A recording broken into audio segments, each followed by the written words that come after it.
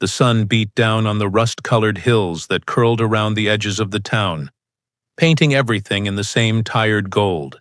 The wind carried dust and country silence.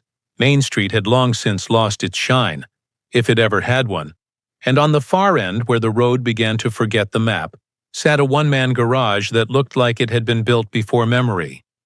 The sign above the rusted roof once read Coleman Auto, but years of wind and weather had peeled back half the paint. Now it just whispered, Auto, like it couldn't finish the thought. Inside, Daniel's hands were deep in an engine, sweat carving quiet lines down his grease-stained neck. His shirt clung to his back, and the bandage on his left knuckle was unraveling. Again. A soft hum played from a beat-up radio on the shelf behind him. Some old country tune about broken things and trying again. Appropriate, Daniel Coleman, early 40s, had the face of a man who used to laugh more. Deep lines carved by life, not years, ran along the corners of his eyes. His hair, once thick and unruly, now surrendered to time in streaks of gray. But his hands never shook when he worked. Tools obeyed him. Bolts listened. From a makeshift play corner in the corner of the shop, a small voice echoed. "Daddy, can I use the purple crayon?" Molly, 5. Wild curls and chocolate milk mustache. His whole world in a size 3 shoe. Daniel wiped his hands, crouched beside her on one knee. "Sure thing, kiddo. But only if you draw me taller this time," she giggled. "I'll try. But I only got this much paper." He smiled, just a crack. Before rising back to the hood of the pickup, then, something caught his eye. A shimmer on the horizon. A sleek black car, cleaner than anything that ever came down this road, glided over the gravel like it didn't belong here. It pulled into the driveway without a sound, dust curling around its wheels like a ghost trying to catch it. Daniel squinted. No one from around here drove a car like that. The engine cut. The driver's door didn't open right away. He reached for the rag in his pocket, eyes narrowed now.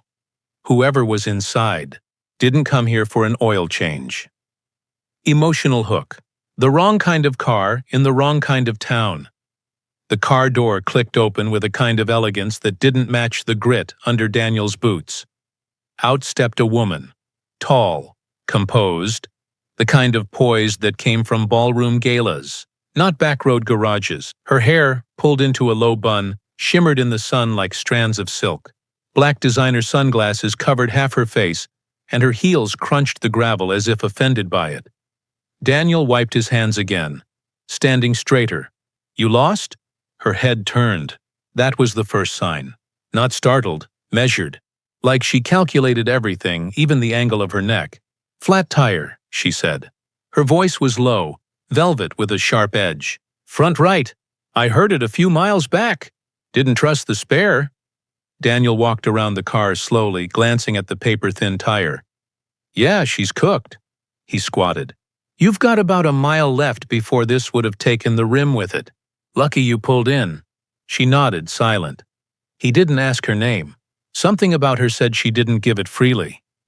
"Not from around here," he added, standing up.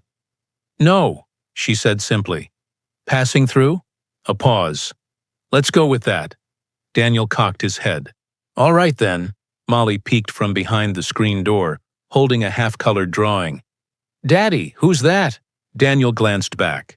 "Just a customer, Malls. Stay inside, yeah?" The woman followed the exchange quietly. Her mouth moved, almost a smile, but not quite. "How long will it take?" she asked, already opening her phone. "Depends if I got your tire in stock. You got coffee in that spaceship of yours?" She tilted her head. "No? Then it'll take about 20 minutes, he smirked, a beat. Then, she reached up slowly and pulled off her sunglasses. And in that moment, it wasn't the beauty that struck him. It was her eyes, tired, wary, grieving. Eyes that had cried in silence. Eyes that had seen too much for someone her age. Daniel didn't say anything, but he knew right. Then, this woman wasn't just passing through. Her haunted eyes. She's running from something. The hiss of the air. Compressor filled the garage like a tired sigh. Daniel rolled the new tire toward the car, his boots leaving chalky prints across the concrete. The woman leaned against the hood, scrolling her phone but not really looking at it.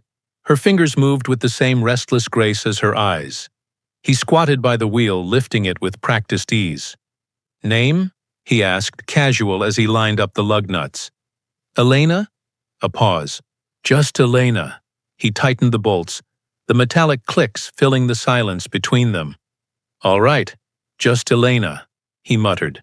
"This road doesn't see many cars like yours. People usually come in on tractors or pickup trucks."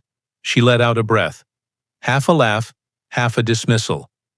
"I needed a change of scenery." Daniel smirked but didn't look up. "Guess you found one. This town's got about 3 stoplights and no Starbucks. You're officially in the middle of nowhere." "Maybe that's exactly what I wanted," she said softly. He caught the tone but let it pass. Years of single fatherhood had taught him not to pry. Still, her diamond-studded bracelet glimmered in the dusty light like a secret screaming to be noticed. "That's a nice piece," he said finally, wiping his hands. "Your watch, too. Looks like something I'd see in a magazine. Hard to imagine someone with gear like that stuck on a back road." Her head tilted. She didn't flinch, but her voice sharpened. "I told you. Just passing through." Molly's laughter drifted from the porch. She was holding her drawing up against the window so the sun could catch it. A clumsy picture of Daniel, a red car, and a stick figure lady with big hair. Elena's eyes followed the small girl instinctively. Her lips parted, and for a flicker of a second the guarded mask cracked. There was softness there, something unspoken. Daniel caught the glance but didn't press it. "Car's ready," he said quietly. Elena slid into the driver's seat without a word. But she didn't start the engine. Instead, she sat there, looking out the window at Molly, at Daniel, at a life she didn't belong to but couldn't stop staring at. Her reflection in the glass looked like a stranger. She lingers, watching father and daughter, a life she secretly envies. The next morning came with fog hanging low over the hills, as if the town was still asleep and dreaming. Daniel was already under a car before sunrise. Grease marked his forearms like tattoos, and his black coffee steamed beside a half-eaten biscuit on the tool cart. Molly, wrapped in a faded pink hoodie, sat cross-legged on a milk crate nearby, coloring a picture of a unicorn and a monster truck. She swung her legs while humming off-key. The bell above the garage door jingled. Daniel looked up. There she was again. Elena, same calm face, same quiet grace. But this time, she held a brown paper bag in one hand and a cardboard tray of coffee in the other. "Thought you might not have eaten," she said, her voice just above the hum of the tools. Daniel stood slowly, wiping his hands on a rag, eyeing the bag like it might bite. "You come with breakfast often, or am I special?" "Depends. Do you like sausage biscuits or cinnamon rolls?" Molly gasped. "Cinnamon?" Daniel chuckled. "Guess I'm outvoted." They sat on an overturned tire and a toolbox lid. The 3 of them, like it wasn't the strangest thing in the world. Elena handed Daniel a coffee. He took it, their fingers brushing for the first time. Warm skin, cold hands, no one said anything about it. Molly handed her the crayon box. "You can color with me if you want." Elena blinked. Then slowly she knelt beside the girl and began coloring a crooked sun on the page. Daniel watched them, unsure what tugged harder, the kindness or the strangeness of it all. "You don't look like someone who knows how to draw suns," he said quietly. "I don't," she smiled. "But maybe I'm trying to learn new things." A pause. She looked up at him. "I could help. Around here. At the shop, I mean, if you'll let me." He raised an eyebrow halfway between amusement and suspicion. "You offering to check spark plugs and heels? Maybe I'll wear boots tomorrow." Elena offers to help. And for the first time it feels like she means to stay. The morning sun filtered through the cracked blinds of Daniel's tiny office. Dust danced in the light. Old invoices were pinned to a corkboard beside a photo of a younger Daniel holding baby Molly. Back when life felt heavy, but not impossible. He stared at a past-due envelope on the desk. Bright red lettering. Final notice. It wasn't the first one, and it wouldn't be the last. He crumpled it, shoved it in a drawer already full of unopened guilt. Behind him, Molly's laughter echoed from the work bay. Elena had shown up like she promised, this time in jeans and boots that still looked too expensive for motor oil. She was teaching Molly how to wipe down tools without getting black stripes like a raccoon. Daniel smiled faintly, but only for a second. His phone buzzed. Unknown number. He hesitated, then answered, turning away from the window. "Yeah, this is Daniel Coleman." A pause. "I know. I've just been, look, I'm good for it. I just need a little more time. The surgery was 6 months ago and she's doing fine now. I just didn't expect the bills to keep showing up like this." He rubbed his eyes. His voice dropped. "I'm not asking for charity, just a few weeks." Another silence. Then he hung up without a goodbye. He leaned over the desk, both hands planted like the wood might give out beneath the weight of everything he wasn't saying. Outside, Elena stood frozen near the tool bench. She hadn't meant to listen, but she had. Her hand was still holding a rag, but her eyes had gone soft. She looked at the office door, then down at Molly, who was humming to herself and tying pink ribbon around a wrench like it was a doll. Elena stepped back quietly, didn't say a word, but something in her shifted. Not pity, not sympathy, just understanding. Elena overhears the truth. Daniel's pride hides a quiet desperation. By mid-morning, the garage smelled of burnt oil, dust, and cheap coffee. The sun sat high and unforgiving, bouncing off the hood of a faded '97 Bronco that had seen better decades. Daniel leaned over the engine block, sleeves rolled up, fingers blackened with grease. Elena stood beside him, holding a socket wrench like it was a foreign object. "It's heavier than it looks," she muttered, adjusting her grip awkwardly. Daniel chuckled under his breath. "Try not to drop it on your foot. You'd sue yourself." "Funny," she deadpanned, then looked down at the engine. "Okay, what's this part again?" "Alternator." "Right, that was my next guess." He gave her a sidelong glance, eyebrow raised. "You thought it was the battery." "Only because it's the only car part I know." Daniel reached in, loosening a rusted bolt with a grunt. "All right, Your Highness," he teased. "You see that long silver piece? That's the tensioner. Press down, carefully." Elena leaned in, lips pressed together. Her hair had slipped from its tie, a few strands clinging to her cheek. She pushed down. Nothing moved. "Harder," Daniel said. She braced herself, pressed again. A sharp clunk, then a hiss. She yelped, stumbling back, arms flailing like someone had set off fireworks in her face. "I didn't break it." "Did I break it?" Daniel burst into laughter, the kind he hadn't heard in himself in months. "No, that's what it's supposed to do." Molly clapped from the stairs, her face smeared with marker. "She did it!" Elena looked up, startled, then laughed, real and breathless. "Well, maybe I'll quit finance and become a mechanic." "You worked in finance?" Daniel asked, wiping his hands. A pause. "Something like that."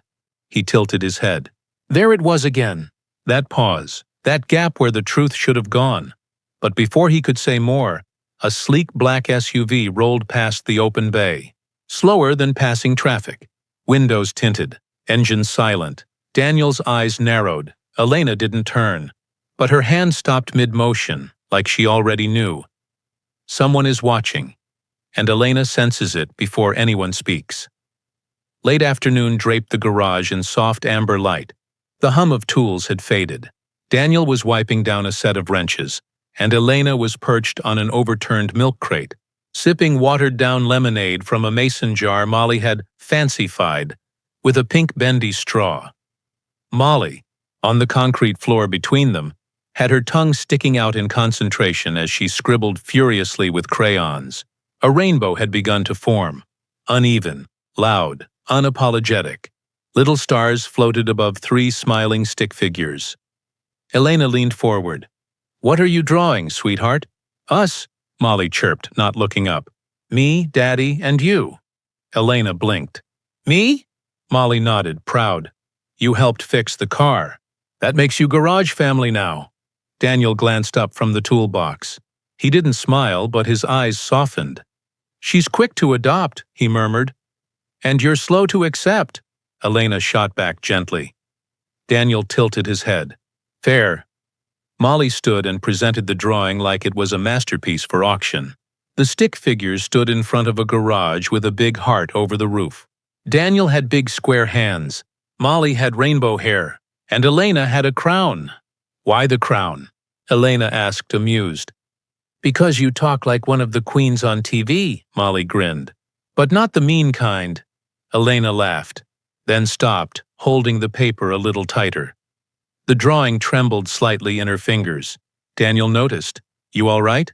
She blinked fast, forcing the emotion back behind her smile. "It's just been a long time since anyone drew me into anything." The weight of those words lingered. Not since her mother left. Not since her father turned affection into currency. Not since the world began measuring her worth in net value and last names. She folded the drawing neatly and placed it in her handbag, like it was made of glass. Later, when she thought no one was watching, she took it out again and looked at it longer than she should have. Not because it was good, but because it felt like belonging. Elena holds the drawing, like it's the first thing made for her in years. The garage was quieter than usual the next morning. No country tunes on the radio, no clatter of tools, just the low hum of the fan overhead and the occasional crayon snap from Molly's corner. Daniel was under the hood of an old Buick, checking wiring, when he noticed something odd resting on the shelf beside the oil cans. A watch. Not just any watch. Polished gold bezel, sapphire crown, stitched leather band. The kind of timepiece that didn't belong anywhere near motor oil or rusty bolts. He picked it up, running a thumb along the underside. Engraved initials. E.R. He stared at it for a long second. Elena's laugh floated in from outside. She was helping Molly plant tiny marigold seeds in chipped ceramic cups, kneeling on the sun-warmed gravel with her sleeves rolled up and dirt under her nails. For a moment it almost looked normal, like she fit here, but Daniel couldn't let go of the weight in his hand. When she walked back inside, brushing soil from her jeans, he met her at the workbench. "You forget something?" he asked, holding up the watch. She froze. "Just for a beat." "Oh, yeah, I've been looking for that." "Beautiful piece," he said, voice calm but sharp around the edges. "Looks like it costs more than my rent." "It was a gift," she said quietly. "From someone rich?" She looked at him, straight on, no flinch this time. "From someone who thought I owed them." Daniel's jaw tightened. "Elena R." She reached forward and gently took the watch from his hand. "I have to go," she said, voice low. "Go where?" "Just for a few days," she added, already turning. "I have something to take care of." He didn't stop her. But as the sound of her car faded into the distance, something in him felt unfinished, like he'd just lost something he didn't know he wanted to keep. She's gone, and left more questions than answers behind. The gates opened before her car even stopped. Elena hadn't driven herself through them in years. Chauffeurs usually handled that. But this time, she wanted to feel the wheel in her hands, wanted to remind herself that she still could. The mansion stood like it always had, impossibly tall, carved stone, cold with pride. Symmetry so perfect it felt like a cage. The windows stared down like judgmental eyes. She parked by the fountain, its polished marble mocking the dust still clinging to her boots. A butler opened the door before she could knock. "Miss Elena," he said with a tight nod. "Your father is in the sunroom." She walked through marble halls with floors that echoed too loudly. Everything smelled like wealth and something older than money. Expectation. In the sunroom, Richard Raines stood with a crystal glass in one hand and the day's paper in the other. Late 50s, trim, sharp-suited. The kind of man whose presence filled the room before his voice did. "Back so soon?" he asked, not looking up. "How was the vacation?" "Fine," she said coolly. "Hot. Quiet." He folded the paper, turned. His gaze ran down her boots, the grease-stained jeans, the hair no longer in a bun. "You look common." "Thanks," she replied, meeting his eyes. He moved to the sideboard, poured something dark into a crystal tumbler. "Your fiancé called. He's asking about the engagement party. Says you haven't responded to his texts." Elena said nothing. "You've had your fun," her father continued, voice now clipped. "But it's time to come home." She let out a short breath, somewhere between a laugh and a choke. "This house hasn't felt like home since Mom left." "Don't start." He placed the glass down with deliberate calm, then walked closer, voice like steel in velvet. "Forget your little side project. You're getting engaged." The words hit like a verdict, and for the first time in a long time, Elena didn't flinch. She's being forced back into the life she ran from, and they still think she'll obey. The chandelier above the dining room table cast soft, calculated light on porcelain dishes no one really touched. The silverware gleamed. The silence weighed more than the meal. Elena sat stiff in her chair, back straight, dress ironed to perfection. But the grease hadn't quite left her cuticles. She traced the edge of her plate while her father spoke numbers and mergers like lullabies for power. Across from her sat Jonathan Whitmore III, the fiancé she hadn't chosen. He was tall, clean, teeth too perfect to be real. His suit probably cost more than the Coleman garage earned in a year. "Elena," Jonathan said with a forced smile, "I've arranged a venue in the Hamptons. Your father says we could go over the guest list tomorrow." She didn't look at him. "I'm not interested." The room stilled. Her father cleared his throat, slowly placing his napkin beside his plate like a warning bell before a storm. "You've had your distractions. Now it's time to return to what matters." "To you," she corrected softly. "It matters to you. It matters to this family," he snapped. "To our name." Jonathan leaned in, trying to play diplomat. "We could take it slow if you're overwhelmed. Ease into it." She turned her head. "You don't even know me, Jonathan. You've never asked what I want." "Because it doesn't matter," her father said, voice hard now. "You're not a child. You're in Rains. And Rains women don't get to wander off into fantasy towns and fall for, what was it, mechanics?" Elena stood slow and deliberate. "I fix engines now," she whispered, staring directly at him. "Turns out, it's the first thing I've ever done with my own hands." He laughed bitterly. "You're throwing away $1 billion future to play with wrenches?" "No," she said. "I'm walking away from $1 billion cage." She turned and walked out. Later that night, in the silence of her childhood room, she pulled out her phone and searched for one thing. One-way ticket. Nearest town to Coleman Auto. She's done pretending, and she's going back to the only place she ever felt real. The bell above the garage door jingled hard, twice, not the soft kind of entrance Daniel had grown used to. This one carried weight, and something colder. He looked up from under the hood of an old Ford and wiped the sweat from his brow. The man standing in the doorway didn't belong here either, but not like Elena hadn't. This one had the stink of something old. Wes Daniels stiffened, jaw clenched. Wes Callahan, his former brother-in-law, still wore that smug grin that said he hadn't worked a real day since the divorce. Crisp shirt, smirking eyes, and the kind of cologne you wore to mask decay. "Well, well," Wes said, stepping in slow.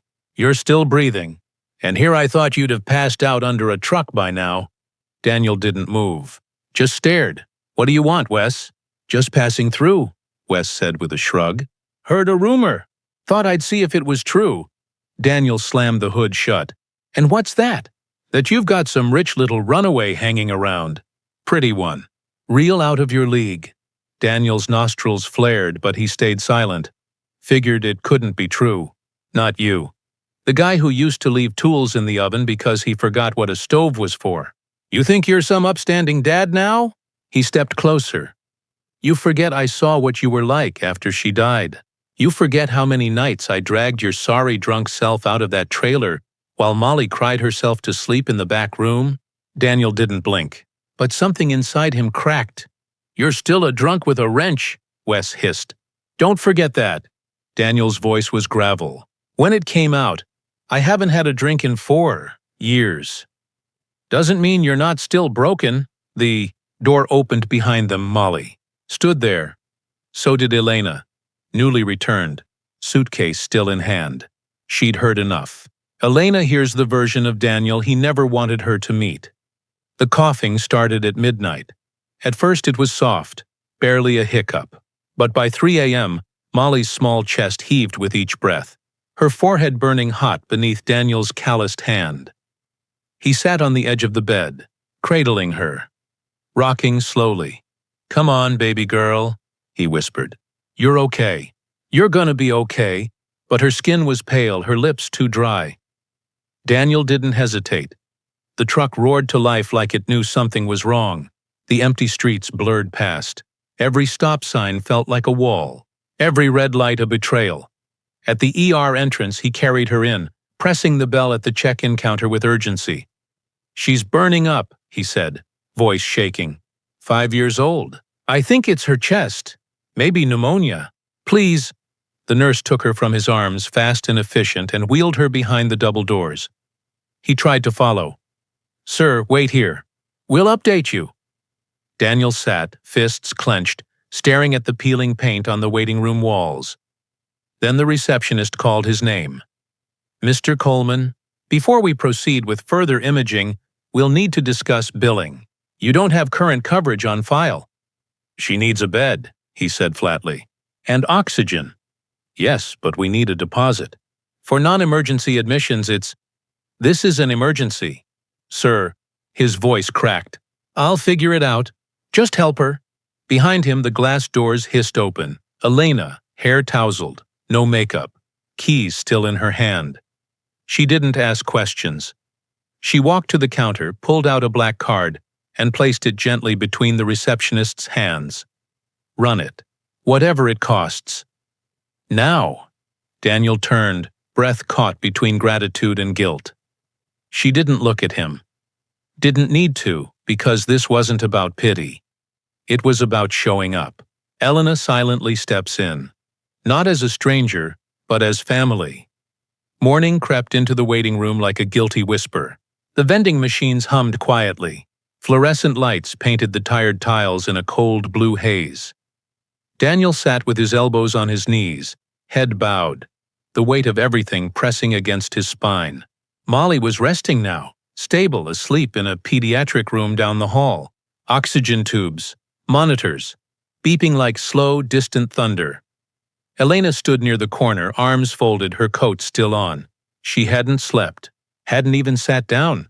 Daniel finally looked at her. "Why?" Her brows furrowed. "Why what? Why are you doing this?" he said low. "The hospital, the bill, the showing up." Elena's voice was calm but strained. "Because she needed help. So you just happened to walk back into town the same night my daughter nearly stops breathing? You think I planned that?" she asked, arms dropping. "You think I had some master plan for pneumonia?" "No," he muttered, standing, pacing a slow circle. "But I've known a lot of people who help because they want something in return. So tell me, what's the price tag?" She blinked. Hurt flickered across her face like lightning behind clouds. "Do you really believe that's who I am?" "I don't know who you are, Elena," he said, finally stopping. "You walk in with diamond watches and just fix things with your wallet. That's not real." Her voice broke as she stepped back. "You're right. I did fix it with money, because that's what I've always had. It's the only thing they ever let me use." She turned quickly, swallowing the lump in her throat. "I was trying to help." She didn't wait for him to answer. She walked fast, almost ran, toward the exit. A small object slipped from her coat pocket, falling silently onto the floor. Daniel knelt to pick it up. It was a gold-foiled business card, simple and clean. Elena Rains. Error. Rains International Holdings. And beneath it, in small print, Executive Director, Philanthropy Division. She walks away, but leaves behind the truth of who she really is. Smoke twisted against the dark, like black ribbon in a windless sky. Daniel smelled it before he saw it. Burnt rubber, old oil, scorched wood. His truck's headlights cut through the early morning haze as he turned the corner, slowing down, eyes narrowing. Then he saw it. Flames, rising from the roof of the garage like angry orange ghosts. He slammed the brakes, leapt from the truck barefoot. Heat punched him in the chest as he ran toward the blaze. No! No! No! The garage door groaned under the pressure. Sparks danced up the walls, devouring everything. His tools, his lifts, Molly's drawings still taped to the wall, their calendar with X's leading up to her birthday. Daniel grabbed a nearby hose, turned the valve. Nothing. Dried up last week. Another unpaid bill. He screamed. Not words, just raw, aching sound. By the time the fire department arrived, there wasn't much left. Just embers, charred steel, smoke curling from twisted wrenches like prayers that had gone unanswered. Daniel stood in the soot, chest heaving, clothes soaked with sweat and grief.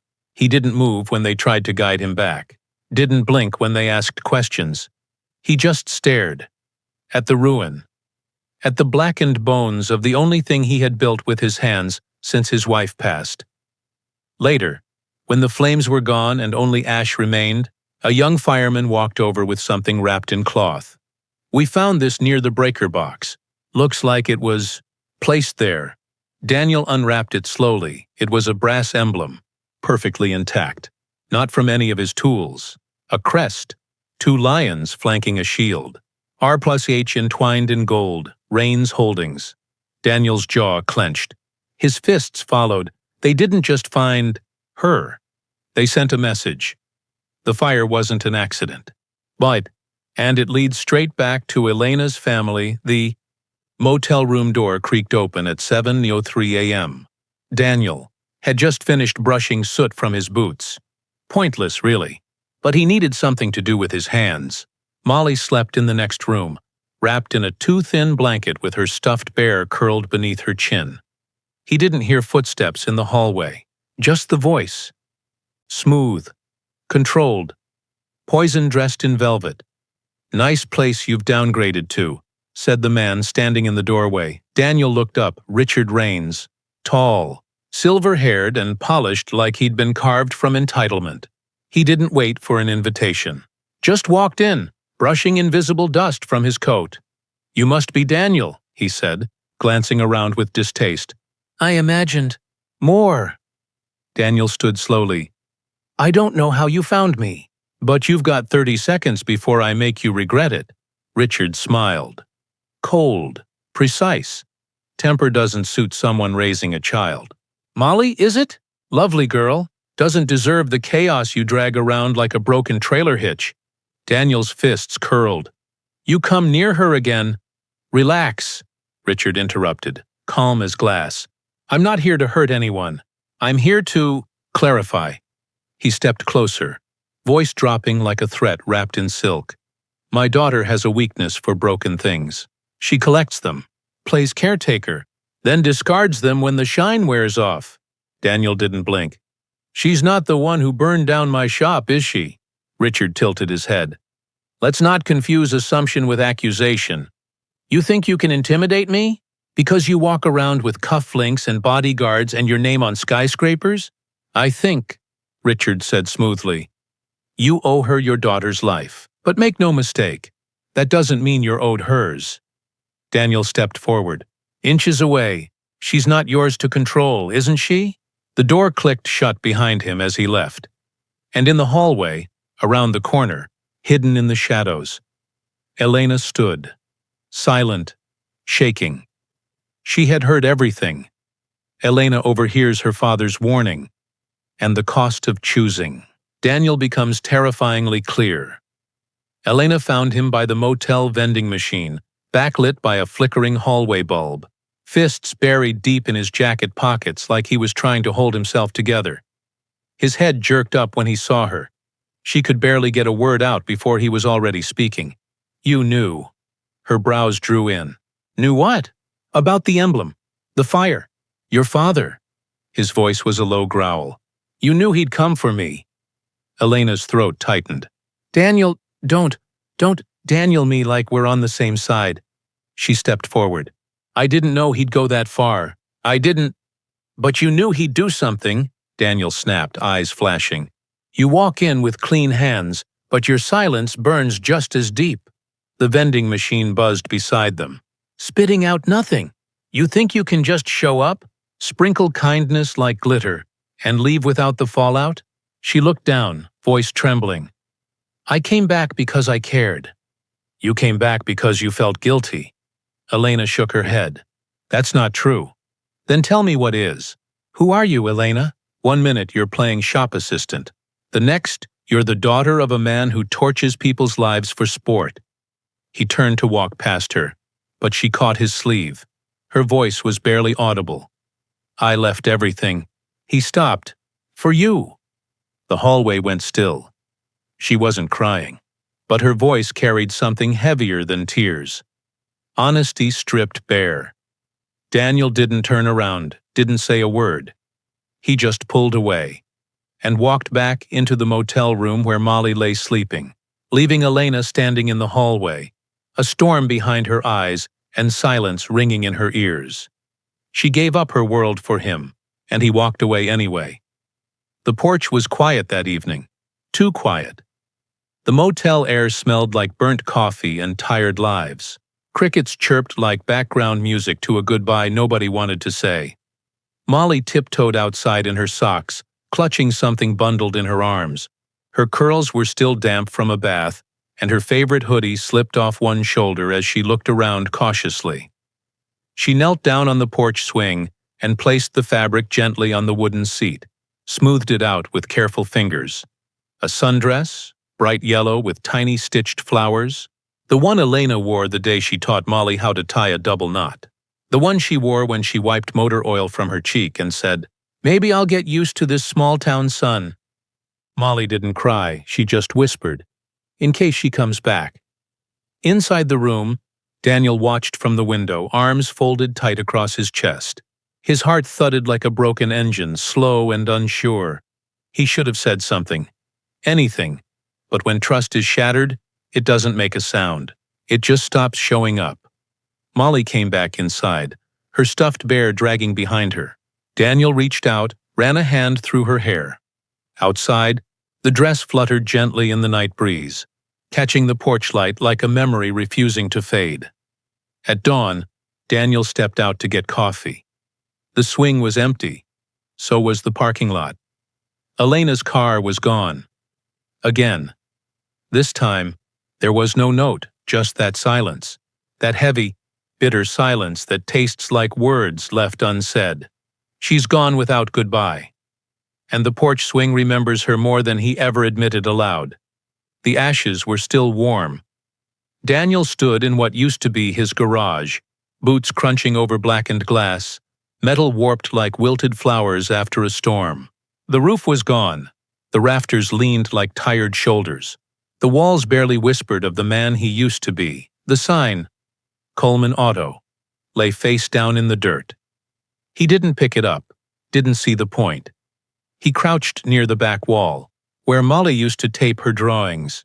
The fire had eaten most of them, but one corner remained, just a scrap of purple crayon and a crooked smile. He closed his eyes. "You build and build," he murmured, voice low and cracking. And somehow, it still all burns.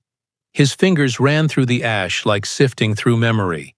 He'd spent years trying to be better, clean, sober, present. Not for applause, just for Molly. Just so she'd have a father who didn't disappear behind liquor bottles or grief. But no matter how much he fought, life kept finding ways to take. First his wife, then his business, then Elena. A gust of wind scattered black flakes like confetti. Daniel sat down on the scorched concrete floor, right there, in the middle of everything he had lost. He didn't cry. Not because he didn't want to, but because the tears were dried up from nights long before anyone called him Daddy. He stared at his hands. Hands that once built engines. Now, they just trembled. And then, music, soft, familiar. A violin. Faint, but unmistakable. It came from down the road. slow and haunting. The same melody Elena had hummed the night she and Molly planted flowers in tin cans. Daniel looked up, heart stalling mid-beat. He stood, eyes narrowing toward the sound. No! But Hope didn't ask permission. It just showed up, aching and alive. A violin's melody cuts through the silence. Could she be back? The rain had started slow. Whispers on rooftops. A gentle tap on the motel windows like someone asking to be remembered. Daniel stood at the edge of the porch, soaked from the walk back from the ruins. His shirt clung to his back. His fingers curled around the edge of the railing, staring down the road like it owed him answers. The violin kept playing, each note delicate, drawn out. The kind of sound that didn't demand attention, but earned it. A melody stitched with longing. He followed it, boots splashing through puddles, steam rising from the cracked pavement, past the closed diner, past the empty gas station with its neon open sign flickering out. And there, on the sidewalk beneath the overhang of the old music shop, Elena, hair soaked, dressed darker now clinging to her frame, fingers trembling but steady as they moved the bow across the strings. The case lay open beside her, half filled with water, a $5 bill floating inside like a cruel joke. She didn't see him, or maybe she did, and just didn't stop. Daniel froze. She was playing their song, the one she made up on the porch swing, when Molly was drawing rainbows and Daniel was too tired to smile, and Elena had softly hummed something she'd claimed was unfinished. Now, it had finished itself. In the rain. In the ruin. In front of a man she wasn't sure would forgive her. The final note lingered, hung in the air like breath held too long. Then silence. She lowered the violin, turned slowly. Their eyes met. No words. Not yet, but everything they hadn't said poured down with the rain. Daniel stepped forward. His voice cracked the quiet. Come inside. Elena hesitated, then nodded, and for the first time in weeks, he held the door open for her. The door opens, not just to shelter, but to something they might still rebuild together. The motel room was dim. Only the bedside lamp glowed, casting soft amber light across the faded wallpaper and chipped furniture. The rain tapped gently at the windows, as if asking permission to listen. Daniel sat at the small kitchen table, arms folded across his chest, silent. Elena stood near the counter, towel draped over her shoulders, damp hair curling at the edges. She had changed into an old sweatshirt Molly had outgrown. It fit her like something borrowed from a different life. Neither of them spoke, until Elena broke the silence. I never planned on staying, she whispered. Not when I stopped that day for the tire. I was just running. Daniel said nothing. But then I saw you, and her, and for the first time I didn't feel like I had to perform, or lie, or apologize for breathing. He glanced up, eyes guarded. You lied anyway. Yes, she said, because I didn't know how to tell the truth and still be me. She moved to the table, sat across from him. Do you know what it's like to be born into a name that's louder than your voice? Daniel scoffed quietly. Do you know what it's like to raise a kid with nothing but regret in your rearview mirror? A beat passed. Their pain didn't cancel each other's. It mirrored it. Elena looked at her hands. I don't want to fix things with money anymore. She looked at him, eyes shining. I want to fix something with myself. Start with something broken and stay long enough to make it whole again. Daniel didn't say anything, but slowly, he reached out, placed his rough, calloused hand over hers. No grand speeches, no conditions, just skin on skin. Forgiveness doesn't always come with a sentence. Sometimes it comes with a touch. He touches her hand. No walls, no armor, just quiet, raw grace. There were no big declarations, no promises sealed with dramatic music, just the sound of hammers, of boots crunching gravel, of breath rising together in the morning cold. Daniel borrowed a half-broken workbench from the neighbor. Elena showed up before sunrise with 2 coffees and a tool belt that hung crooked around her hips. And just like that, they rebuilt. One plank at a time. The new garage went up behind the motel, on a patch of land the landlord forgot about years ago. Molly helped paint the sign's letters in bright red and blue, her laughter mixing with the clang of wrenches and the hum of generators. Elena didn't speak much, but she stayed. She learned how to sand door panels, how to recognize the sound of a busted radiator, how to wipe her brow with the back of her arm like Daniel did. She laughed once when a bolt snapped and Daniel grumbled, "That's what I get for trusting a brand new part." They worked in sync. Not romantically, rhythmically, like two people who had lost too much to rush anything good. At night, she'd sit with Molly on the porch swing and teach her how to play quiet melodies on a small toy keyboard they found in a thrift store bin. The music returned, soft, careful. Healing doesn't always shout. Sometimes it just hums along while you hold nails and pass tools. But peace rarely lasts untouched. One evening, as Daniel stacked lumber near the fence, he saw them, two men in dark suits, parked across the road in a black sedan. Windows up, engine running, watching. He didn't have to ask who sent them. And when he turned to find Elena standing behind him, eyes already on the car, he knew she didn't have to ask either. They're being watched. And Elena's past isn't finished with them yet. Daniel opened the door cautiously, wiping sawdust from his hands. A young woman stood there with a notebook and a press badge around her neck. "Hi," she said, adjusting her glasses. "Name's Cameron. I write for the Back County Gazette, local feature series. New beginnings. We heard about the rebuild." Daniel tilted his head. "You heard? It's a small town. Word travels faster than gas leaks." From behind him, Elena appeared, hair pulled into a loose ponytail, Molly trailing at her hip. Cameron's eyes flicked toward Elena and lingered. "You must be the mystery investor," she smiled. "The woman who rolled in driving a car too clean for this town." Elena hesitated. Daniel cut in. "We're not looking for attention."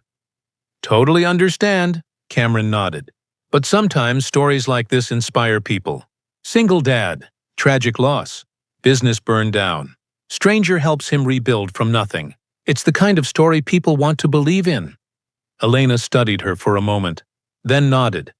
"We'll give you 30 minutes. They sat under the awning of the rebuilt frame, rain-stained blue tarp flapping above them. Daniel spoke little. Elena said just enough. Cameron scribbled fast, catching quotes like butterflies. "What made you stay?" she asked Elena softly. Elena looked toward Molly, who was humming quietly as she organized screwdrivers by color. "Because sometimes, when you finally feel human again, you don't walk away from it." Cameron smiled, tucked her notes away, and left. It should have ended there, but it didn't. Because later that night, after dinner, Daniel's phone buzzed. Headlines, notifications, alerts. His stomach dropped. Billionaire Heiress discovered living with mechanic father and daughter after disappearing from engagement. Photos. Of Elena. Of Molly. Of him.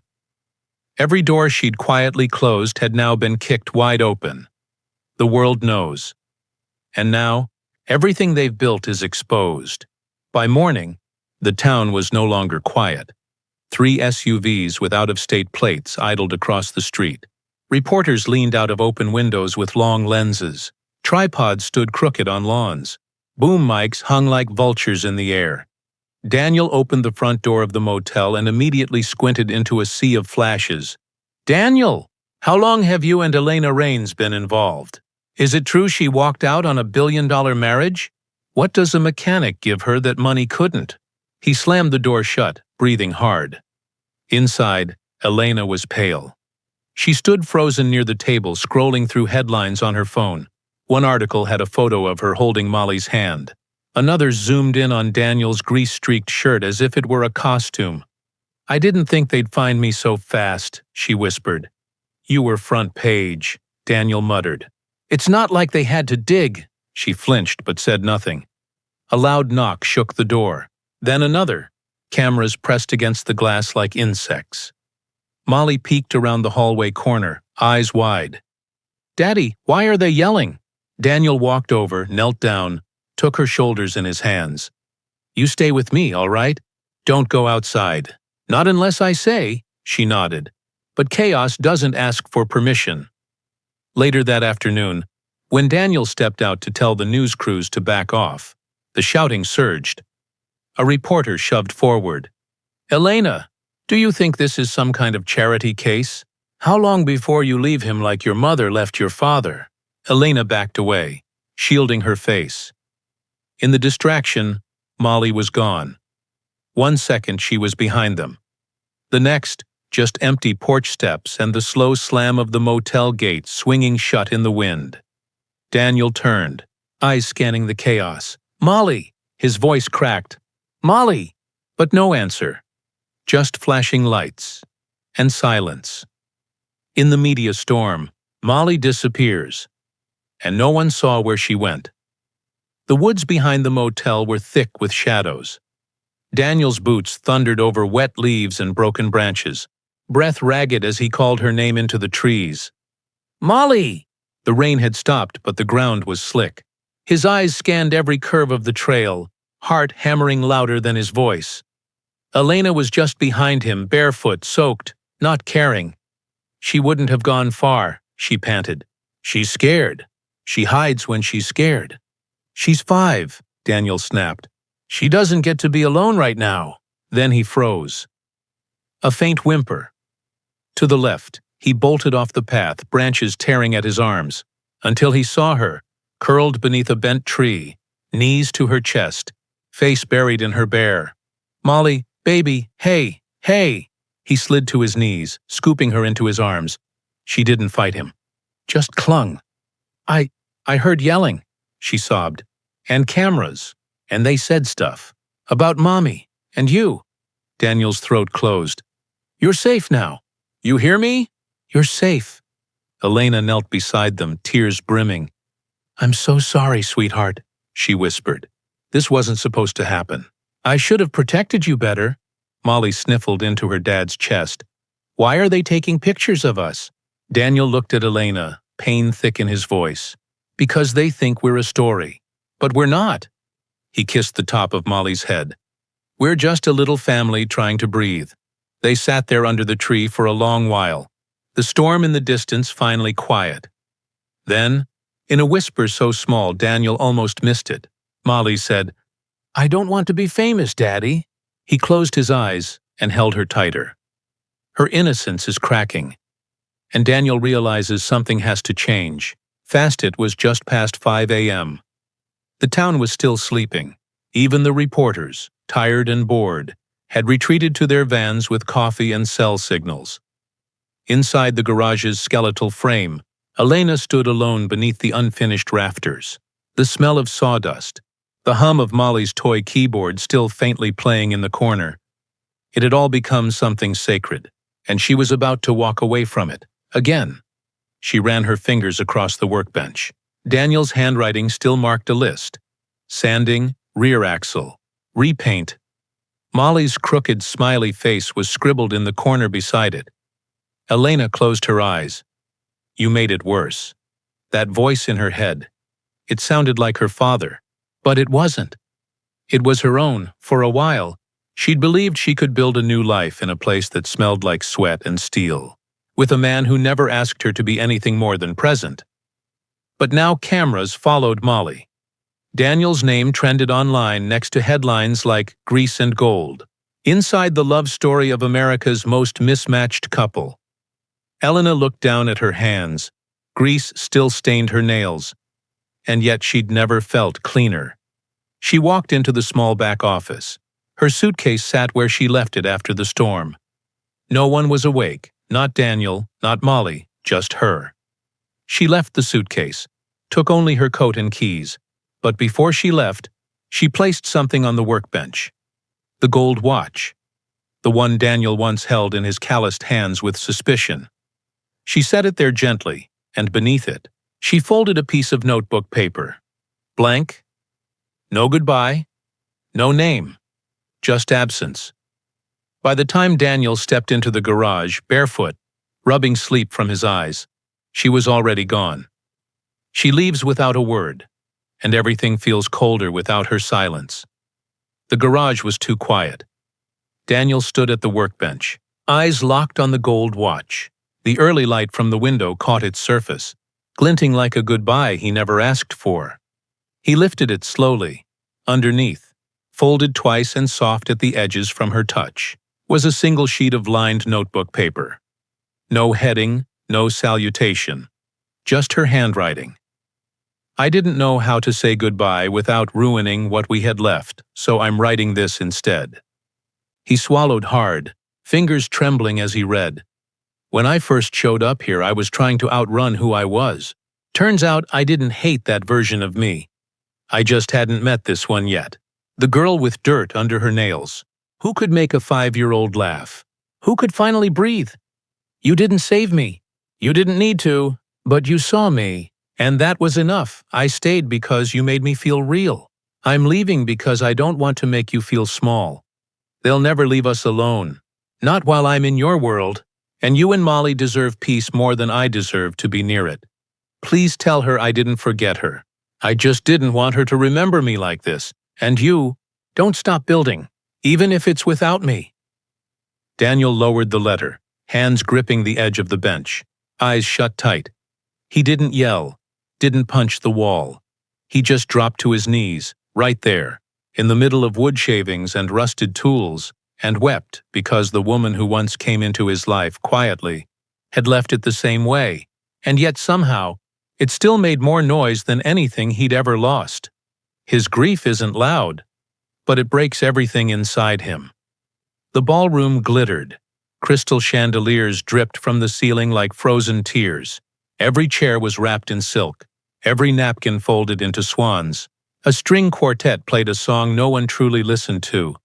Elena stood at the center of it all, wrapped in ivory, diamond earrings heavy on her ears, a flawless updo, lips painted in a shade she'd never choose on her own. The engagement party of the decade. Photos snapped, murmurs floated, but inside her there was no celebration, only silence. She glanced down at her hand. The ring was enormous, platinum and stone, cold, heavy. It didn't catch light. It swallowed it. Beside her, Jonathan Whitmore III smiled for the cameras. Charming, rich, empty. We make a good-looking couple, he whispered through clenched teeth. Elena didn't answer. She just stared across the room at her father, who toasted with crystal flutes and pride. Everything about this world had sharp edges. Nothing warm, nothing soft. Her fingers curled at her side. In her mind, she saw a porch swing, grease under her nails, Molly's giggle echoing behind a rusted truck bed. Daniel's calloused hands handing her a mug of too-strong coffee. That was real. This was costume. Jonathan leaned in, pressing a kiss to her cheek for the flash of another camera. She stepped back, straightened her spine. And when the string quartet ended, and silence finally fell across the ballroom, she lifted her voice. I can't do this. A gasp rippled through the room. Elena, Jonathan's voice hissed. She turned to him. I don't love you. What the hell are you? I love someone who fixes things, she said, loud enough for her father to hear.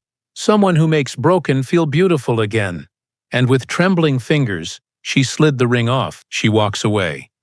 Not from wealth, but from the weight of pretending. The sound of Molly's breathing was soft in the motel room, her tiny frame curled into the blanket, her favorite stuffed bear tucked beneath her chin. Daniel sat at the edge of the bed, shoulders hunched, elbows on his knees, staring at the folded letter from Elena on the nightstand. It had been 3 days. 3 days since she left. 3 days since he told himself he didn't need her. 3 days since he believed that lie. The motel ceiling fan spun slowly overhead. The silence was unbearable. He reached for the letter again, read the words. Every one of them sliced deeper now, not because of what they said, but because of what they meant. She hadn't left because she stopped.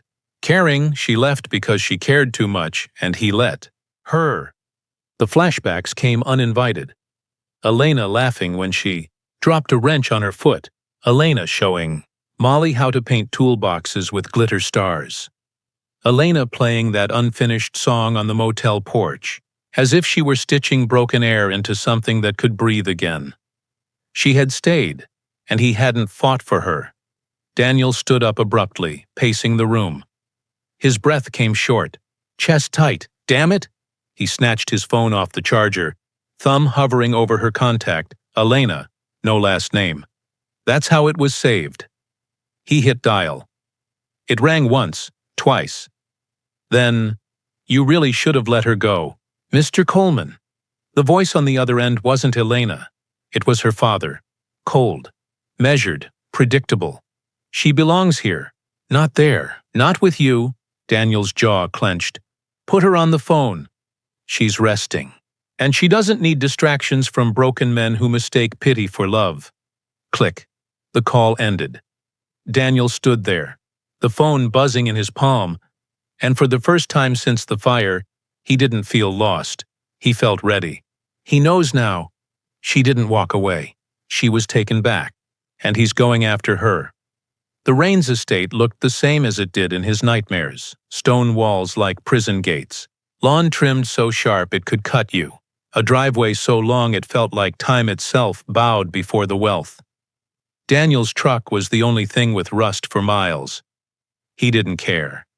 He walked past the valet, up the marble steps, through the gilded doors like a man who didn't ask permission anymore. 2 guards stopped him at the foyer. "Mr. Coleman," one said, stern, "you don't have an appointment?" "I'm not here for an appointment," Daniel said. "I'm here for Elena." A voice echoed down the grand staircase. "Of course you are." Richard Raines, wearing another perfect suit, another perfect lie behind his eyes. He descended like a king, hands in his pockets, smile carved from ice. "You've got grit, I'll give you that," Richard said. "But love doesn't win in the real world, Mr. Coleman. Leverage does." Daniel stepped forward. "You used her. I raised her." "You boxed her," Daniel growled. "And when she started breathing outside your walls, you set them on fire." Richard's smile didn't waver. "She's better off without you." Daniel's voice dropped. "You don't deserve her name in your mouth." Silence fell like a curtain. The guard stepped closer, but Richard held up a hand. "Go on," he said. "Get it out of your system." Daniel leaned in, voice razor sharp. "You see a weakness in her love, but that love made her strong enough to leave this. You don't get to rewrite that." A soft gasp broke the air. From the hall behind the staircase, Elena, hair down, eyes wide, her heart on her face. She'd heard every word. Elena hears him fight for her, maybe for the first time ever. The press gathered like vultures beneath chandeliers. Glasses clinked, suits adjusted, PR reps whispered behind cue cards. The ballroom at Raines International's corporate headquarters had been prepared for a press announcement. A new merger, perhaps. A family brand update. Instead, Elena stepped up to the microphone. Alone. She wore no diamonds, no ivory dress, just a plain blouse and the same boots she once wore in Daniel's garage. Still dusty at the hem. The room murmured. Richard stood at the back, still and unreadable, flanked by executives. His smile was missing. Elena took a breath. "You were expecting a press release. A neat little statement about partnerships and futures." She looked up, clear and unwavering. "But I'm not here to make you comfortable." Silence rippled. "I've spent most of my life being told what I represent. A last name, a company, a reputation. But lately, I've been learning what it means to just be a person." The reporters leaned forward. "This past year I met a man who didn't care who I was. He didn't want headlines, or photos, or power. He wanted real." She turned, met her father's eyes. "And you tried to destroy him because of it." His jaw clenched, but he didn't move. "He's not poor. He's rich in everything you taught me to ignore. Dignity, honesty, Work that leaves your hands dirty and your soul clean. She looked back to the cameras. So no, I won't be returning to the family brand. And I won't be marrying someone for optics, or carrying a title that doesn't fit. A pause. Then her final words, calm and certain. Money built my house, but love built my home, and it's not here. She stepped away from the podium. Flashbulbs popped, but Elena didn't flinch. Because for the first time in her life, she wasn't speaking for them.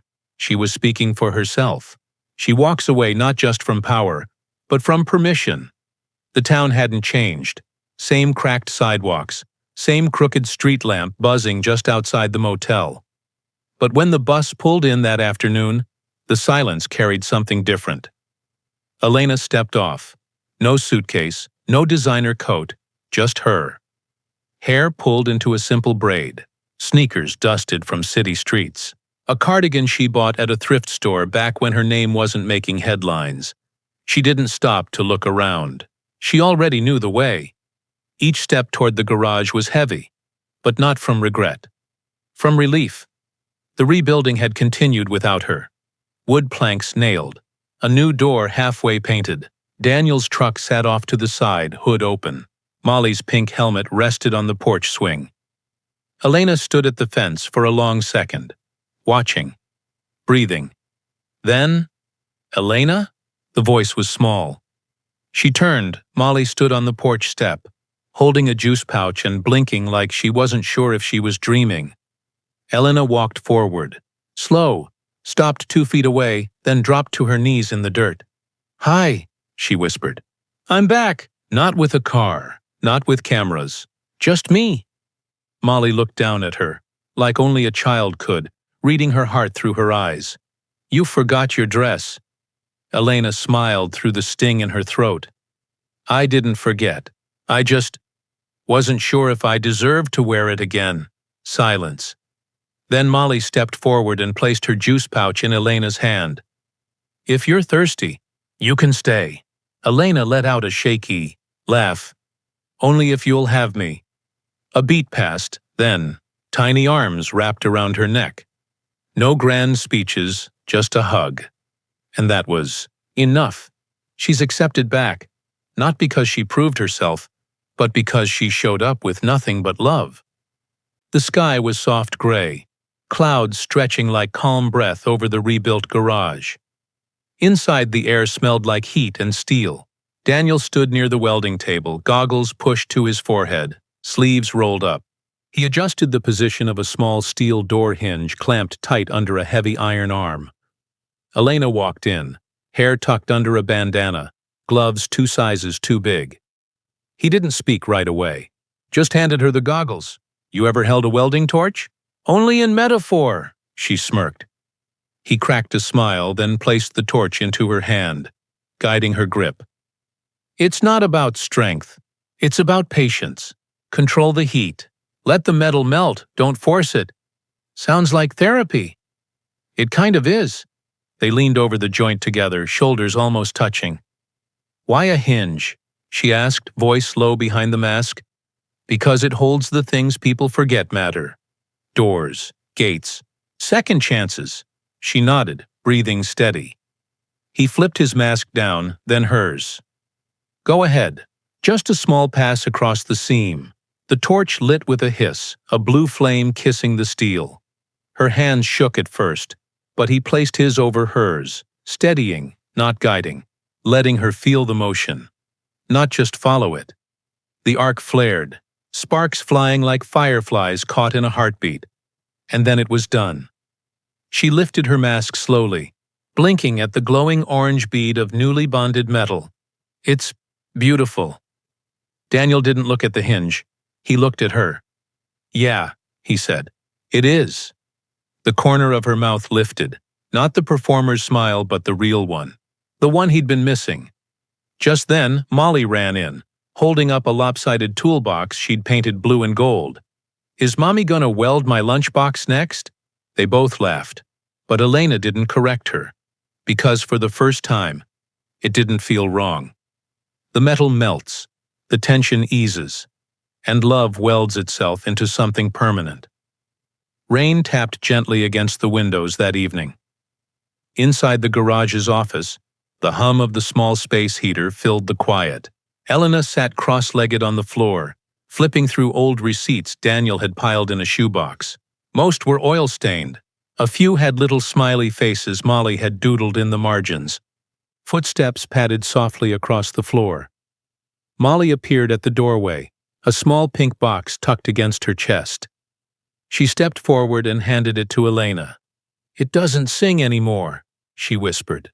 "Daddy tried, but he couldn't." Elena took it gently. The music box was worn at the corners, the ballerina inside frozen mid-spin. The wind-up key had snapped clean off, rusted from years of use. Elena ran her thumb across the cracked paint. "Where did you get it?" "It was Mommy's," Molly said quietly. "She gave it to me before she went to heaven." A breath caught in Elena's throat.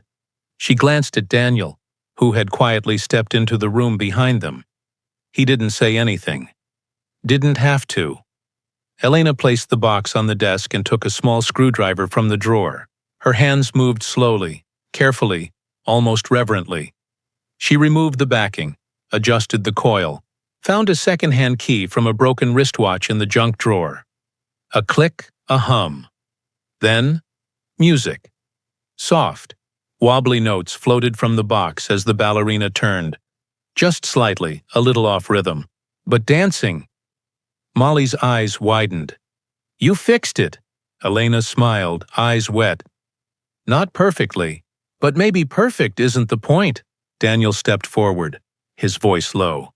"You fixed the only thing I couldn't." Elena looked up and saw something in his eyes that hadn't been there before. Trust. Something broken sings again. And so does the part of Daniel that stopped believing in hope. The new sign went up on a Friday, bright white wood, letters hand-painted, a little uneven. Molly had insisted on helping, dipping her brush into a can of barn red with the kind of reckless joy only a 6-year-old possessed. Daniel stood beside Elena, arms crossed, smirking as he watched the mess unfold. She handed Molly a small roller. "Just the bottom part, okay?" Molly nodded. "I got this." They stepped back to admire the work. It read, MED, motors underneath in smaller lettering. "We fix more than engines." MED, Elena said, squinting. "Molly, Elena, Daniel? Took me a week to come up with that," Daniel said. "And the paint job's freehand, courtesy of the CEO." Molly beamed, face streaked with red and white. Elena touched the side of the post, eyes tracing the letters. Her name, really her name, was on something that didn't belong to a press release or a portfolio. It belonged to them. "You sure?" she asked quietly. "About what?" "Me, this, all of it." Daniel glanced at her, then at the girl laughing in the gravel, tossing crumpled paper towels at a stray cat. "You think I'd let you wield a blowtorch and fix my daughter's music box if I wasn't sure?" She smiled, still cautious, but it was soft now, settled. A honk broke the moment. They turned as a sleek black sedan rolled to a stop at the edge of the driveway. Daniel's shoulders tensed. Elena reached for his hand, but the door opened, and a man in a charcoal suit stepped out holding a briefcase. "No press badge, no camera? Daniel Coleman?" "Yeah, I'm from Kingsley Restorations. Classic cars. Your work caught our attention." He handed over a card. "We'd like to offer you a contract. Full restoration work. Paid up front." Daniel stared. Not at the card, at Elena. And for once, she didn't look like the one bringing chaos. She looked like the reason it all finally made sense. A new name, a real offer, and a future built, not bought. The new garage smelled like beginnings, fresh lumber, new paint, motor oil that hadn't yet soaked into the floor. Light poured through the windows in wide golden sheets, casting long shadows over the classic '68 Mustang. Daniel had been restoring in quiet moments. Today, the place didn't echo anymore. It sang. The Kingsley Restorations rep returned the next morning, this time with a photographer and a contract longer than Daniel's last 3 jobs combined. He held the paper like it might vanish. "This "This is real?" he asked.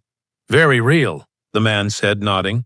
"We saw your work on the local feature, and that welding detail on the Willys Jeep frame. Haven't seen craftsmanship like that in decades." Daniel blinked. "You're offering me a full series? 6 cars to start. Full creative control. We'll ship them here." He looked at Elena, who leaned in the doorway, arms crossed, smiling but saying nothing. Not taking credit. Just watching. Just proud. Later, after the paperwork was signed and the team had left, Daniel stood alone at the center of the garage. Sunlight touched the new sign. A breeze pushed the smell of coffee from the office. Elena walked over slowly, hands in her back pockets. "So," she said, "what does it feel like?" "What?" "To have someone see your work and finally see you too." Daniel laughed under his breath. "Honestly? Feels like I'm dreaming with both feet on the ground." She leaned against the wall beside him, quiet for a beat. "You know, I thought this happened because of my name. The headlines. The attention." He looked at her, brow raised, and she smiled. "They followed your story, Daniel, not mine." "You sure?" "I know, because for once, I wasn't the headline. I was just the reason they looked closer." Daniel didn't say anything. He just reached for her hand, and this time, she didn't let go. Recognition finds him, not because of her world, but because of his worth. The table was small, just 4 chairs, a mismatched set, forks that didn't belong together, and a tablecloth Molly insisted on decorating with pink glitter glue. Daniel had grilled chicken. Elena made mashed potatoes. And Molly, well, Molly made chaos, mostly with crayons. Then the knock came. Soft, timid. Elena opened the door and froze. Standing there, in a navy trench coat and heels too polished for gravel, was a woman Daniel had only seen in one photograph tucked into the back of Elena's childhood journal. Her mother. "May I come in?" the woman asked. Elena hesitated, then stepped aside. Dinner was awkward, the clink of silverware a little too loud, the air tense but not cold, just old, worn from years of unsaid things. Molly, unfazed, offered her a chicken nugget halfway through. "These are from the freezer kind," she explained proudly. The woman smiled, took it gently. "They're perfect." Elena watched her mother closely, like she didn't trust the way she held her fork.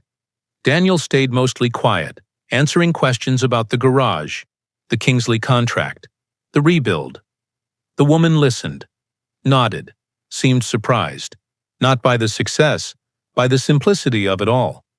After dessert, store-bought pie and too much whipped cream, Elena walked her mother out to the porch. The air was crisp, the stars unusually bright. The older woman turned, touched her daughter's arm gently. "You look happy." Elena didn't respond right away. "I am." Her mother nodded, eyes softening. "I've never seen you this way." A pause. Then she added quietly, "Maybe I should have let you leave sooner." They stood there in silence. Not forgiveness, but the beginning of it. Inside, Daniel watched from the kitchen window. He didn't hear the words, but he saw the look in Elena's eyes, and it was the kind of peace you only earn by choosing yourself. Elena faces her past, not to return to it, but to finally lay it down. The necklace had always been too heavy, not in weight, but in what it represented.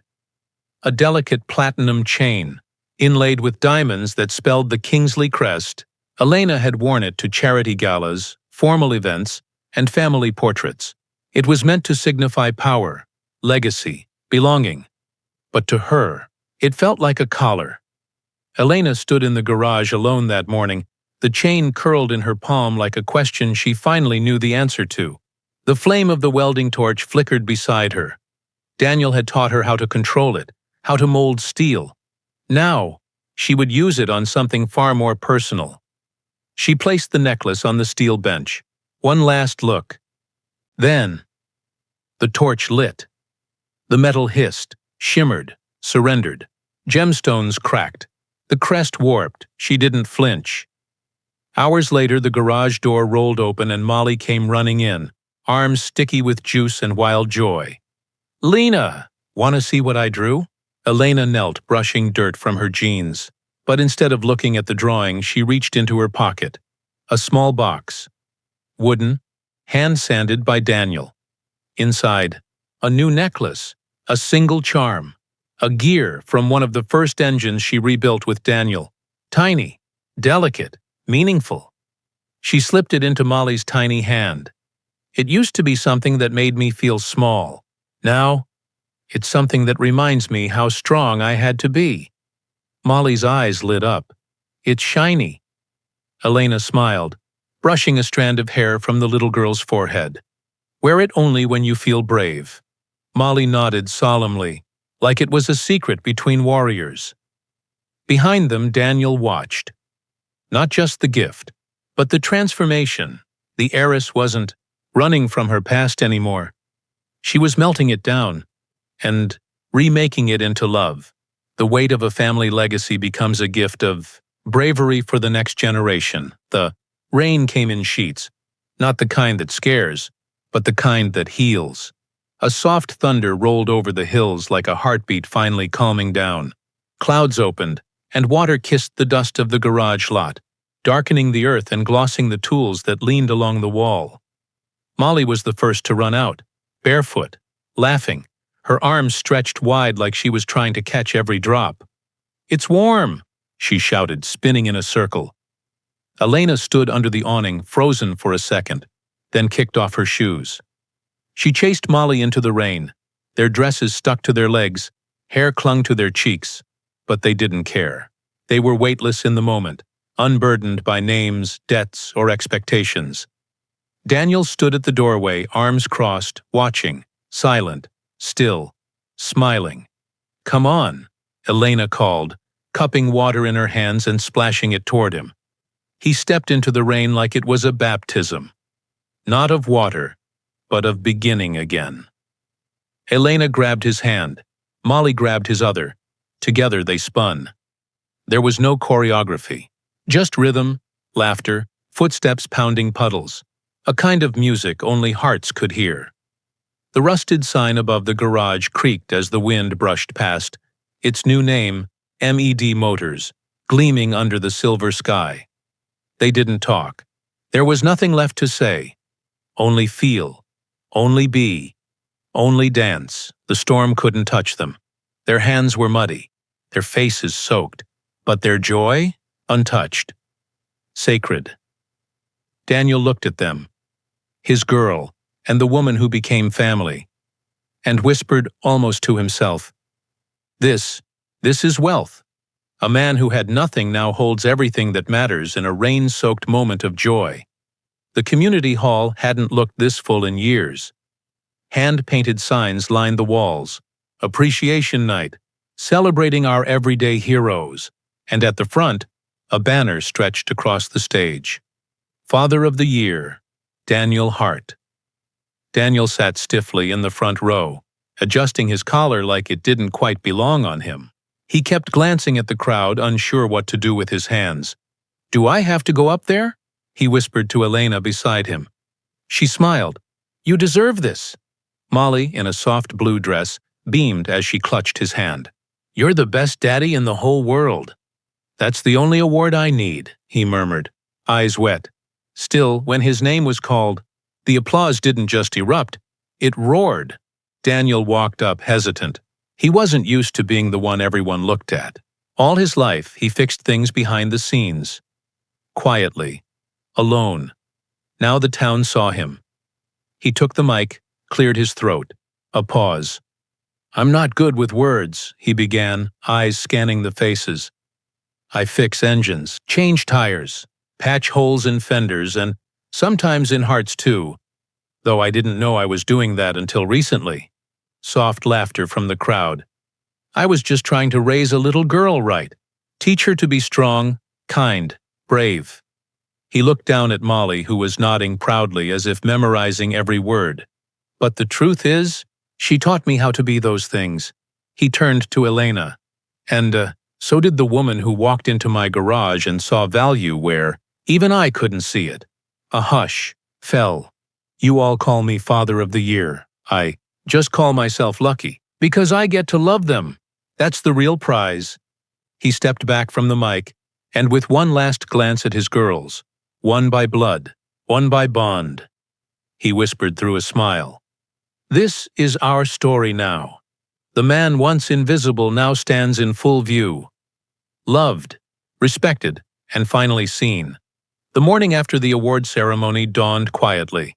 The garage still smelled faintly of sawdust and oil, but the mood inside was light.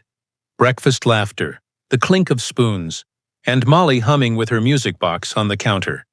Elena was rinsing dishes by the sink when the mailman's knock echoed softly through the open door.